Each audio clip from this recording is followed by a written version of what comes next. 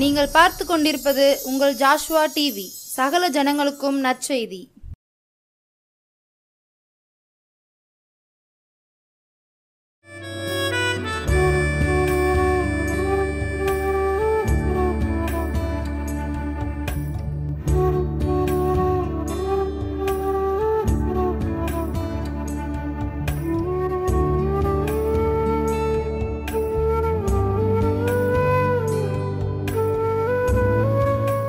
தேவன் தாமே இந்த ஜாஷ்வா டிவியின் மூலமாக உங்களை ஒவ்வொருவரையும் சந்தோஷமாக சமாதானமாக கிருபையாக பார்க்கும்படி தேவன் தந்த மேலான கிருபைக்காக நான் உங்களை வாழ்த்துகின்றேன், வணங்குகின்றேன். கர்த்தருடைய கிருபை என்றும் உள்ளது, அவருடைய தயவு மேலானது. தெய்வீக அன்பு எந்த இடத்துல இருக்கோ அந்த இடத்தில் தேவனுடைய சபையை கட்டுவார். வசனத்தை நாம் பார்க்கும் பொழுது சபையின் பெயர்கள் அநேக அநேக அநேக காரியங்களை நாம் பார்க்கின்றோம். தேவனுடைய வார்த்தையின் பிரகாரம், வல்லமையின் பிரகாரம், தேவ திட்டத்தின் பிரகாரம் சபையின் பெயர்களை அநேக காரியங்களை வசனத்தின் மூலமாக நாம் பார்க்கின்றோம். சபை என்பது, ஆலயம் என்பது தேவனுக்கு பிடித்த ஒன்று. முதலாவது ஆலயம் தேவன் நமக்கு தந்த இருதயத்தில், நம்முடைய ஆத்மா மத்தியினுடைய நம்முடைய இருதயத்தில் தேவன் தங்க வேண்டும்.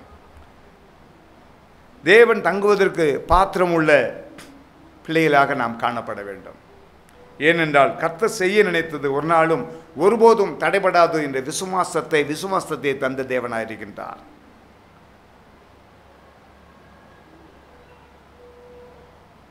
பலவிதமான வார்த்தைகளை பார்க்கின்ற வசனத்தில் சபைகளை குறித்து, சபையின் பெயர்களை குறித்து மகிமையான வார்த்தைகளை, கிருபையான வார்த்தைகளை, உயர்வான வார்த்தைகளை நாம் பார்க்கின்றோம். தேவன் வெட்கப்படுத்தவே மாட்டார். அவருடைய கிருபை என்றும் உள்ளது, அவருடைய தயவு என்றும் உள்ளது. தேவ திட்டத்தை நிறைவேற்றுகின்ற தேவனாயிருக்கின்றார். இந்த நாளின் செய்தியின் தலைப்பை நாம் பார்க்கும் பொழுது சபையின் பெயர்கள். சபை என்றால், சபைக்கு, ஆலயத்திற்கு தலை யார் என்றால் கர்த்தராகிய இயேசு கிறிஸ்து தான். அவர்தான் முற்றிலும் நல்ல போதகர். நமக்கு தேவன் தந்த அந்த போதகமான வார்த்தை முற்றிலும் இதில் தேவர் கிருபையினாலே தயவினாலே ஏற்றப்பட்டு இருக்கிறது. இதை இரக்கத்தோடும் தயவோடும் தேவன் நமக்கு தந்திருக்கின்றபடினால் அதை பயத்தோடும் நடுக்கத்தோடும் இந்த வேத வசனத்தை ஏற்றுக்கொண்டு அதன்படி நடக்க வேண்டும் என்ற தீர்மானம், திட்டம் நமக்குள்ளாக இருக்கும் பொழுது நம்முடைய இருதயத்தை தேவனுக்கு உகந்த ஆலயமாக, சபையாக தேவன் நடத்துகின்ற தேவனாயிருக்கின்றார். எத்தனை நெருக்கங்கள் வரலாம், நமக்கு பாடுகள் வரலாம், உபத்திரங்கள் வரலாம். ஆனால் கர்த்தருக்குள்ளாக தெளிந்த ஞானத்தோடு உண்மை உத்தவமாக தேவன் தந்த பரிசுத்த ஜீவியத்தை கர்த்தருக்கென்று நாம் ஜீவித்து முடிக்க வேண்டும். இதற்காகவே தேவன் நம்மளை முன்குறித்தார். எனக்கு அறிமுகம் இல்லாதவங்க நீங்கள் இதில் பார்க்கலாம். இன்றைக்கி தான் முதல் இந்த செய்தியை ஜாஷ்வா டிவியின் மூலமாக நீங்கள் பார்க்கலாம். ஆனால் ஆண்டவர் உங்களுக்கு ஒரு சமாதானத்தை தருவார், கிருபை தருவார். தேவ திட்டத்தை நிறைவேற்றுகின்ற தேவனாக இருக்கின்றார். ஒருபோதும் தேவன் உங்களை வெட்கப்படுத்தவே மாட்டார். மனிதன் உங்களை உதாசீனப்படுத்திருக்கலாம், சொந்த பந்தம் உங்களை உதாசீனப்படுத்திருக்கலாம், கூட படித்தவங்க உங்களை உதாசீனப்படுத்திருக்கலாம். கர்த்தர் ஒருபோதும் உங்களை உதாசீனப்படுத்தவே மாட்டார்.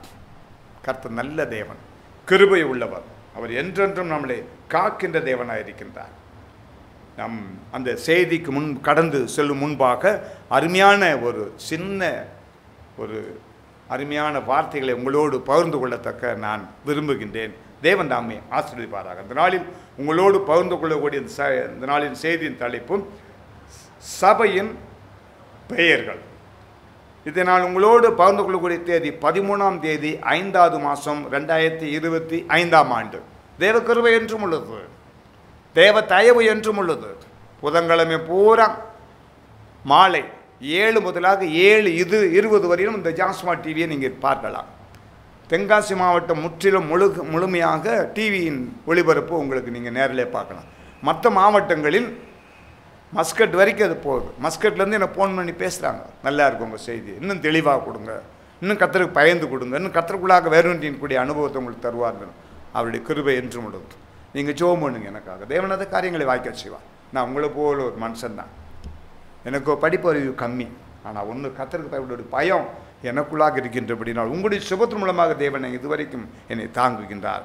தேவன் தாமே வழி நடத்துவாராக. ஒரு பழமொழி நம்ம கேட்டிருக்கோம், தாயை கழிச்சாலும் தண்ணியை கழிக்கக்கூடாது அப்படிம்பாங்க. அது பெரியவங்க பழமொழி. என்னை பொறுத்தளவு தாயவும் கழிக்கக்கூடாது, தண்ணீரவும் கழிக்கக்கூடாது. எல்லாம் தேவன் தந்த ஈவு. தாயை 10 மாதம் சுமந்து எடுத்து பெற்ற ஒரு தாய் நமக்கு. அவங்க படிச்சிருக்கலாம், படிப்பு இல்லாமல் இருக்கலாம், வசதி இருக்கலாம், வசதி இல்லாமல். ஆனால் தாய், நம்மளை பெற்றெடுத்த தாய், அவங்கள கனப்படுத்தணும். எந்த நாள் வரைக்கும்? அவங்க ஜீவன் உள்ள நாளெல்லாம் நம்ம பெற்றோர்களை நாம் கனப்படுத்த வேண்டும். தேவன் வெட்கப்படுத்தவே மாட்டார். அவங்க சிரிக்கிற புறம் பிள்ளைகளை குறித்து சந்தோஷப்பட வேண்டும். பிள்ளைகளை குறித்து அவர்கள் சந்தோஷப்பட வேண்டும், ஆனந்த சிரிப்பு சிரிக்க வேண்டும். அதை நாம் பார்க்க வேண்டும். தேவன் தாமே ஆசீர்வதிப்பாராக. தாயை கழித்தாலும் தண்ணியை கழிக்கக்கூடாது என்று பழமொழி சொல்வார்கள். அதை உங்களோடு நான் பகிர்ந்து கொள்ள விரும்புகின்றேன். எல்லாருக்கும் ஒரு அனுபவம் இருக்கும். திருமண வீடு, சடங்கு வீடு, காது குத்துற வீடு, ஃபங்க்ஷன் வீடு, பிறந்த நாளுக்கு ஒரு ஃபங்க்ஷன் வைப்பாங்க. பலவிதமான ஃபங்க்ஷன் இருக்குது, உண்மைதானே? இந்த ஃபங்க்ஷனில் கலந்து கொள்ளலன்னு யாருமே சொல்ல முடியாது. உங்கள் நண்பருக்கோ உற்றார் உறவினருக்கோ அநேக ஃபங்க்ஷன் வந்திருக்கலாம், உண்மைதான். ஆனாலும் கூட தேவ கிருபை என்றும் உள்ளது. பலவிதமான அந்த ஃபங்க்ஷனில் நாம் அழைக்கப்படுகின்றோம். இயேசு கிறிஸ்து கூட கானான் ஊரில் அந்த திருமண வீட்டுக்கு அழைக்கப்பட்டிருந்தார். திராட்சை ரசம் காலியான பிறகு முதலாக என் எஜமானன் செஞ்ச அதிசயம் அற்புதம், திராட்சை ரசத்தை கற்சாடிகளை நிரப்ப முடியாது சொன்னார். தண்ணியை நிரப்புனாங்க, கீழ்ப்படிஞ்சாங்க. திராட்சை ரசமாக தேவனுடைய வார்த்தை என்ற வல்லமை நிரப்பப்பட்டது, ருசியாக காணப்பட்டது என்பதை பார்க்கின்றோம். அப்படியாங்க எனக்கு அருமையான தேவச்சனமே, உங்கள் இது செய்தியை பார்க்கக்கூடிய ஒவ்வொரு சகோதர சகோதரி, பெரியோர், பெற்றோர் எல்லாருமே உங்களுக்கு அனுபவம் இருக்கும். சடங்கு, திருமண வீடு, கல்யாண வீடு, பிறந்தநாள் விழா, காது குத்து விழா, பலவிதமானது இருக்கும். உங்களை அழைக்கப்பட்டிருந்தால் அந்த இடத்துல நமக்கு சாப்பிட்றதுக்கு என்ன வரும்? ருசிகரமான ஒரு உணவுப் பொருள் வரும். நல்ல சாப்பாடு, அவங்கவுங்களுக்கு பிடிச்ச சாப்பாடை கொடுக்கக்கூடிய நிகழ்ச்சியும் வரும். ஆனால் ஒன்று எனக்கு அருமையான தேவச்சனமே, நாம் சாப்பிடும் பொழுது சில நேரங்களில் மிச்சம் வரும். மிச்சத்தை நம்ம என்ன செஞ்சுருந்தோம்னா அந்த இலையோடு மடிக்க வச்சுருந்தோம். மடித்து வச்சா அந்த மொத்தத்துக்கு அந்த தொட்டியில் கொண்டு அள்ளி போட்டுருந்தாங்க.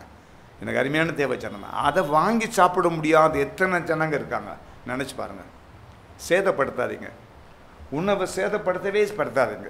நமக்கு என்ன தேவையோ அதை மட்டும் வாங்கி நீங்கள் சாப்பிட்டு பாருங்கள். உங்களுடைய குடும்பத்தில் செல்வம் பொழிக்குங்க. உங்கள் குடும்பத்தில் அரிசி பஞ்சம் வராது, உங்கள் குடும்பத்தில் எண்ணெய் பஞ்சம் வராது, உங்களுடைய குடும்பத்தில் நல்லா புரிஞ்சுக்கோங்க, உங்கள் குடும்பத்தில் செழிப்பாக இருப்பையில தவிர எந்த பஞ்சமும் வராது. ஆனால் ஒன்று, இன்னைக்கு வரைக்கும் நான் உங்கள்கிட்ட சொல்ல, எனக்கு விவரம் தெரிஞ்ச நாள் முதல்ல கொண்டாட சாப்பிட்ற மிச்சத்தை கொண்டு நான் தட்டவே மாட்டேன். ஏன் தட்ட மாட்டேன்னு கேட்டேன்னா, எனக்கு தேவையானதை மட்டும் வாங்கிக்கிடுவேன். இதுதான் எங்கள் பிள்ளைகளுக்கு கற்றுக் கொடுத்தது. நான் அப்படி தான் என்னுடைய மனைவிக்கு நான் கற்றுக் கொடுத்தது. அதுதான் இது வரைக்கும் நாங்கள் அப்படி தான் நடக்கும். அன்பான எனக்கு ஆசிரியர்கள் சொல்லிக் கொடுத்தது இது, என்னை படிக்க வச்சவங்க சொல்லிக் கொடுத்தது இது, என்னுடைய பெற்றோர் எனக்கு இதை சொல்லிக் கொடுத்தாங்க. மறந்துடக்கூடாதுங்கிறதுக்காக உங்கள்கிட்ட நான் சொல்கிறேன். விலை உயர்ந்த உணவாக இருக்கும், அதை சாப்பிட முடியாமல் வாங்க முடியாமல் எத்தனை ஜனங்கள் இருப்பாங்க. அழைக்கப்பட்டு நீங்கள் தான், நாங்கள் அழைக்கப்பட்டவங்க தான் அந்த திருமண வீட்டுக்கு போயிருக்க முடியும், உண்மைதான்.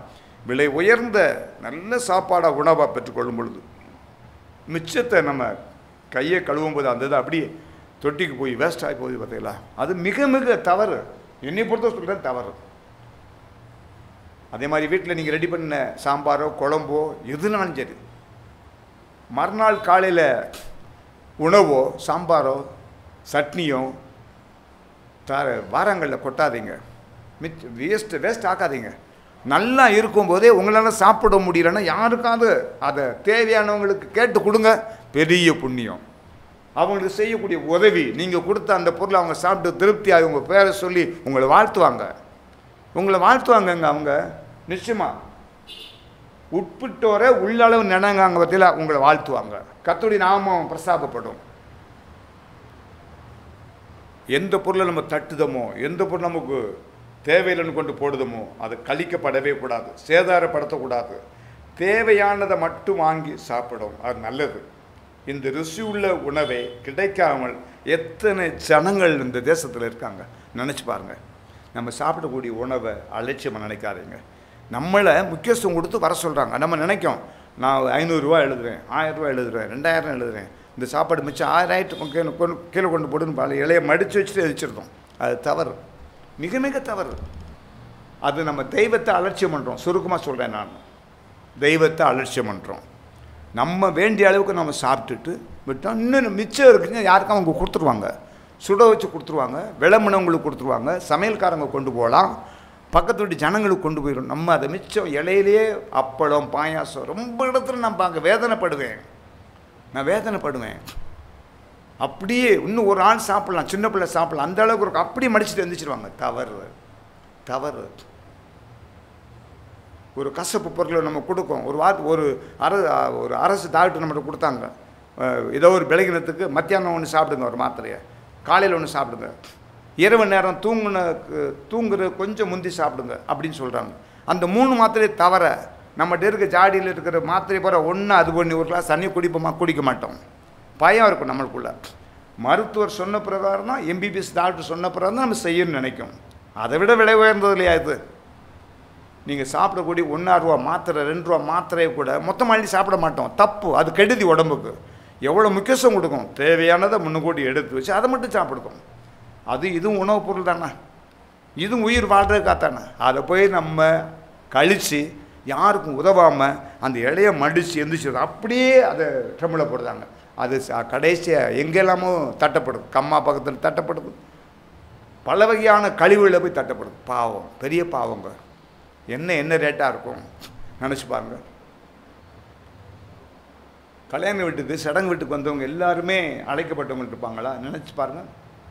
அழைக்கப்படாதவங்களும் இருப்பாங்க, அழைக்கப்படாதவங்களும் பசியார வந்திருப்பாங்க. அவங்களையும் எல்லாருமே சாப்பாடு கொடுக்காங்க. அந்த கல்யாண வீட்டுக்காரங்க, திருமண வீடு வச்சுருக்கிறவங்க, சடங்கு வச்சுருக்கிறவங்களாம் பாராட்டணும். இன்னார் தான் வாங்கன்னு சொல்ல முடியாது. பத்திரிக்கை கொடுத்துட்டு எல்லாரையும் வாங்கன்னு கேட்பாங்க. அந்த மிச்சம் உணவு இருந்துச்சுன்னா, அந்த இலையில் போனது இருந்துச்சுன்னா, கழிவானது இருந்துச்சுன்னா, இன்னும் 4 பேர் சாப்பிட்டுக்கலாமே. நினச்சி பாருங்கள். நான் சொன்னது தவறுனா மன்னிங்க. அன்பான வேண்டுகோள், விசுவாசமான வேண்டுகோள், விசுவாசத்தோடு அவங்கள்ட்ட பணிவோடு அவங்கள்ட்ட கேட்டுக்கிறேன். அந்த பாதை நல்லாயிருக்கும். தேவன் தம்மை ஆசீர்வதிப்பாராக. இந்த நாளின் செய்தியின் தலைப்பு சபையின் பெயர்கள். இந்த சபையின் பெயர்களை நாம் பார்க்கும் பொழுது அருமையான 1 பேதுரு 2ஆம் அதிகாரம் 5வது வசனத்தில் ஆவிக்கேற்ற மாளிகை. 2ஆவதாக பார்க்கும் பொழுது கிறிஸ்துவின் சரீரம். ரோமர் 12ஆம் அதிகாரம் 5வது வசனத்தில் பார்க்கும் கிறிஸ்துவின் சரீரம் ஆலயம் என்பது. ஒருவன் ஆலயத்தை கெடுத்தால் நான் அவனை கெடுப்பேன். ஆண்டவர் சொல்றார், இயேசு கிறிஸ்து. ஒருவன் என் ஆலயத்தை கெடுத்தால் என்றால் ஆலயமாக இருக்கலாம், சபையாக இருக்கலாம், நம்முடைய இருதயமாக இருக்கலாம். இந்த இருதயத்தில் சுத்தமாக காணப்பட வேண்டும். இதை நம்ம கெடுத்தோம்னா சிருஷ்டிகருக்கு கோபம் வரும், அவர் கெடுப்பார் நம்மளை. அது தவறு. யோசிச்சு பண்ணி நம்ம செயல்பட வேண்டும். 1 தீமோத்தேயு 3ஆம் அதிகாரம் 15ஆம் வசனம், சத்தியத்தின் தூணும் அரணுமாம். சபையை சொல்றார் ஆண்டவர். 1 தீமோத்தேயு 3ஆம் அதிகாரம் 15ஆம் வசனத்தில் சத்தியத்தின் தூணும் அரணும் கிருபை. சங்கீதம் 111ஆம் அதிகாரத்தில் 1வது வசனத்தில் பார்க்குறோம், செம்மையானவருடைய சங்கம். செம்மையா எத்தனை பேர் எந்த இடத்துல இருக்காங்களோ அது சங்கம், ஒரு கிருபை. அருமையான தேவன் ஒரு பிரியமான இருக்கக்கூடிய இடம். 1 கொரிந்தியர் 3ஆம் அதிகாரம் 16வது வசனம், தேவனுடைய ஆலயம். இது தேவனுடைய ஆலயம், தேவன் தங்கும் ஆலயம், தேவன் பிரியப்படக்கூடிய ஒரு ஆலயம். அதே போல 1 கொரிந்தியர் 3ஆம் அதிகாரம் 9வது வசனம் பார்க்கும் பொழுது தேவனுடைய மாளிகை. சபை என்பது அது அசாதாரணது கிடையாதுங்க. சபையில் வச்சு நீங்கள் கோவப்படக்கூடாது, சபையில் வச்சு நீங்கள் கெட்ட வார்த்தை பேசக்கூடாது, சபையில் வச்சு கோபமான வார்த்தை பொய்யை பேசக்கூடாது, கோல் இழுத்து விடக்கூடாது. கூட்டம் முடிஞ்சதுமே அங்கங்கே வேண்டாம், அது கர்த்தர் பார்த்துக்கொள்வார். ஒருவன் தீமை செய்ய முடிந்த தீமையை கர்த்தர் பார்த்துக்கொள்வார். நீங்கள் நன்மையாக வெல்ல முடியுமான்னு பாருங்கள்.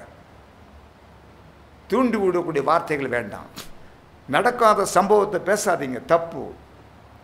அடுத்தவங்களை காயப்படுத்துறீங்களா? அடுத்தவங்க நம்ம நடக்காத ஒரு சம்பவத்தை சொல்லிட்டீங்கன்னா அந்த உள்ளம் எவ்வளோ குமுறும். ஆலயம், தேவன் தங்கக்கூடிய ஆலயங்க. அடுத்தனுடைய சரீரம், அடுத்தனுடைய உள்ளம், அடுத்தனுடைய ஆத்மா, இருதயம் தேவன் தங்கக்கூடிய ஆலயம்.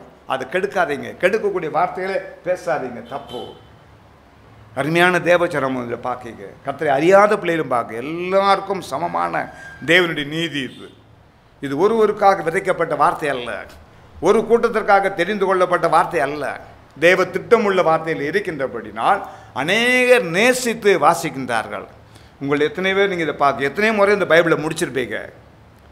நான் 3 முறை டோட்டலாக முடித்து புதிய ஏற்பாட்டிலிருந்து பழைய ஏற்பாடு வெளிப்பாடு லாஸ்ட் வரைக்கும் படித்து முடித்து 4வது முறையாக நான் பின்தொடர்ந்து கொண்டே இருக்கின்றேன். தேவன் நம்மை வழிநடத்துவாராக. தேவ கிருபை என்றும் உள்ளது. சபையின் பெயர்களை நாம் பார்க்கின்றோம். அது மட்டுமல்ல, வெளிப்படுத்துகிற 21ஆம் அதிகாரம் 2வது வசனம் பார்க்கும் பொழுது அலங்கரிக்கப்பட்ட மணவாட்டி என்பதை பார்க்கின்றோம்.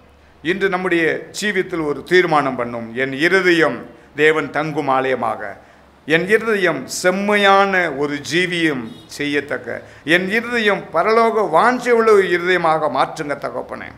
என் இருதயம் நொறுங்குண்ட ஒரு முன்மாதிரியான ஜீவியத்தை ஜீவிக்கிற உதவி செய்யுங்க.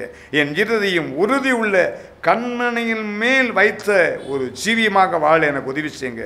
என்னுடைய இருதயம் விசுவாசம் உள்ள ஆபிரகாமை போல ஒரு வாழ்க்கை வாழ எனக்கு உதவி செய்யுங்க. ஒரு தீர்மானம், உத்தமம் உள்ள ஒரு யோபை போல ஒரு சாட்சி உள்ள ஜீவியம் ஜீவிக்க எனக்கு உதவி செய்யுங்க. தேவ சமூகத்தில் அர்ப்பணிப்போமா? தேவன் ஒருபோது வெட்கப்படுத்தாதபடி வழிநடத்தின தேவனாக இருக்கின்றார். கர்த்தர் செய்தி நினைத்தது ஒரு நாள் ஒருபோதும் தடைபடாது. 1 பேதுரு 2ஆம் அதிகாரம் 5வது வசனத்தில் வரும், ஜீவனுள்ள கற்கள் போல ஆவிக்கேற்ற மாளிகையாகவும் கிறிஸ்து பிரியமான ஆவிக்கேற்ற பலிகளை பரிசுத்த ஆசாரியர் கூட்டமாக கட்டப்பட்டு வருகின்றோம். பரிசுத்த ஆசாரியர் கூட்டமாக நாம் கட்டப்பட்டு வருகின்றோம். 2வது நாம் பார்க்கும் பொழுது கிறிஸ்துவின் சரீரம், ரோமர் 12ஆம் அதிகாரம் 5ஆம் வசனம், நாம் அநேக ஜனமாய் காணப்பட்டாலும் கிறிஸ்துவுக்குள் அவயங்கள்லாம் இருக்கின்றோம். அநேக விதமான குணபாவங்களோ நிறங்களாக இருந்தாலும் எல்லாரும் கிறிஸ்துவுக்குள் அவயங்களாக காணப்படுகின்றோம். அப்படி கிருபை என்றும் உள்ளது. 1 தீமோத்தேயு 3ஆம் அதிகாரம் 15ஆம் வசனம் பார்க்கும் பொழுது சத்தியத்தின் தூணும் அரணுமாக காணப்பட வேண்டும். அந்த வீடு ஜீவனுள்ள தேவனுடைய சபையாய் சத்தியத்திற்கு தூணும் அரணுமாக காணப்படுகிறது என்பதை பார்க்கின்றோம். நான் சொல்லல, அருமையான பரிசுத்த வேதாகம வசனத்தின் பிரகாரம் தேவன் தேனிலும் தெளித்தேனியாக தேவன் நமக்கு தந்திருக்கின்றார். விசுவாசிக்கிறவர்களுக்கு உள்ளது ஜீவ நீருட்டு புறப்பட்டு வரும். இது விளம்பரத்துக்குண்டான செய்தி அல்ல. கர்த்தருடைய தாசர்கள், கர்த்தருடைய ஊழியக்காரங்க கொடுக்கிற செய்தி பூராமே அநேக ஜனங்கள் மனம் திரும்ப வேண்டும், ஆறுதல் அடைய வேண்டும், தேவ திட்டத்தை நிறைவேற்ற வேண்டும், பரிபூர்ண சுகத்தை பெற்றுக்கொள்ள வேண்டும், பலனடைய வேண்டும், ஐஸ்வர்யம் ஆக வேண்டும். கர்த்தருடைய திட்டம் தீர்மானம் அவர்களுக்குள்ளாக இருந்து அவர்களும் ஒரு சபையை நேசிக்கிறவர்களாக வாழ வேண்டும் என்பதே ஒவ்வொருடைய ஊழியக்காரருடைய வாஞ்சைகளாக காணப்படுகிறது. அந்த வாஞ்சையை நிறைவேற்றுகின்ற தேவனாக இருக்கின்றார். தேவன் தாமே ஆசீர்வதிப்பாராக. 4வது பார்க்கும்பொழுது செம்மையானவருடைய சங்கமம். கர்த்தரை முழு இருதயத்தோடும் துதிப்போம். சங்கீதம் 111ஆம் அதிகாரம் 1வது வசனத்தை நம்ம பார்க்கிறோம். அருமையான தேவ ஜனமே, இந்த அருமையான 13ஆம் தேதி 5ஆம் மாதம் 2025ஆம் ஆண்டிலும் கூட இப்படிப்பட்ட ஒரு செய்தி ஆயத்தப்படுத்த தேவன் கிருபை தந்தார். ஜீவன் எனக்கு தந்தார். கோடி அவருக்கு நன்றி செலுத்த வேண்டும்.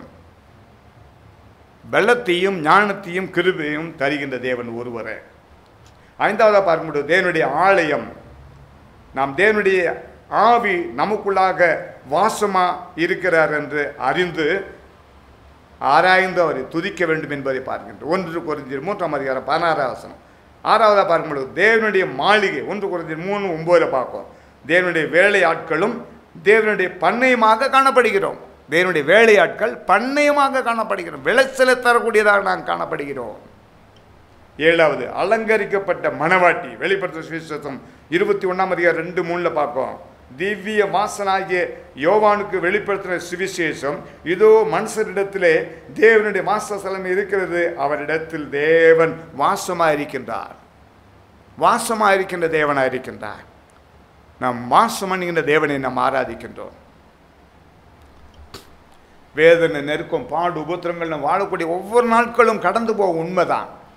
ஆனால் கர்த்தருக்காக நான் விலையேற பெற்ற பிள்ளைகள், கர்த்தரால் தெரிந்து கொள்ளப்பட்ட பிள்ளைகள். தேவன் ஒருபோதும் வெட்கப்படுத்த மாட்டார். கண்ணீரோடு அந்த சாட்சியை உங்கள்கிட்ட சொல்கிறேன். கண்ணீரோடு அந்த வார்த்தைகளை நான் விதைக்கின்றேன். நான் ராஜபாளையத்திலிருந்து கிட்டத்தட்ட தூக்கம் 4 hours தான். நேற்று நைட்டில் வந்து 4 மணி நேரம் தான் நான் தூங்கியிருக்கேன். கர்த்தருடைய வார்த்தை விதைப்பதற்கு பயணங்கள் எத்தனை பாடுகள் இருக்கு தெரியுமா? ஆனாலும் இந்த வார்த்தை, நான் முள்ளில் விதைக்கப்பட்ட விதையாக காணக்கூடாது ஆண்டவரே, கற்பாரின் மேல் விதைக்கப்பட்ட விதையாக இருக்கக்கூடாது, நல்ல நிலத்தில் விதைக்கப்பட்ட விதையாக எனக்கு அருமையான வல்லமையுள்ள வார்த்தைகள் எனக்கு நீர் தந்தீங்க டாடி. அந்த வார்த்தையின் மூலமாக உம்முடைய ஜனங்களோடு நான் பகிர்ந்து கொள்ளத்தக்க ஜீவனை தந்தீங்களே, இரக்கத்தை தந்தீங்களே, தயவை தந்தீங்களே, ஆயுஷ்களை கூட்டி தந்தீங்களே, எல்லாருக்கும் ஆயுஷ்நாளை கூட்டித்தாங்க தகப்பனே. இந்த நாளின் செய்தி தலைப்பை நான் பார்க்கும் பொழுது, சபையின் பெயர்கள். தேவன் விரும்பக்கூடிய அநேக வார்த்தைகளை பார்க்கின்றோம். அநேக வார்த்தைகளை கொண்டு உங்களை நிரப்ப தேவன் வல்லமையுள்ள தேவனாக இருக்கின்றார். ஆமேன், ஆமேன், ஆமேன். கர்த்தரை விசுவாசிக்கும் பொழுது தேவன் ஒருபோதும் வெட்கப்படுத்த மாட்டார். அந்த விசுவாசம் நமக்குள்ளாக காணப்பட வேண்டும். கர்த்தருக்குள்ளாக விசேஷத்திற்குள்ளாக தேவன் வழி நடத்துவார். ஆமேன். தேவன் தாமே வழி நடத்துவாராக. அவருடைய கிருபை என்றும் உள்ளது.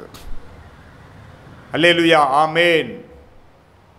பவர், நேம் ஆஃப் ஜீசஸ், வல்லமை, அவர் கிருபை என்றும் உள்ளது. தேவ தயவு என்றும் உள்ளது. தேவ திட்டம் என்றும் உள்ளது. நேம் ஆஃப் ஜீசஸ், வல்லமை. அவர் நேற்றும் இன்றும் என்றும் மாறாதவர்.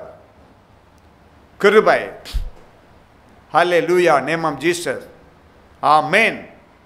அவருடைய கிருபை என்றும் உள்ளது. அவருடைய கிருபை என்றும் உள்ளது. அவருடைய தயவு என்றும் உள்ளது. தேவ திட்டத்தை நிறைவேற்றுகின்ற தேவனாயிருக்கிறார். தேவன் தாமே உங்களை ஒவ்வொருவரையும் ஆசீர்வதிப்பாராக.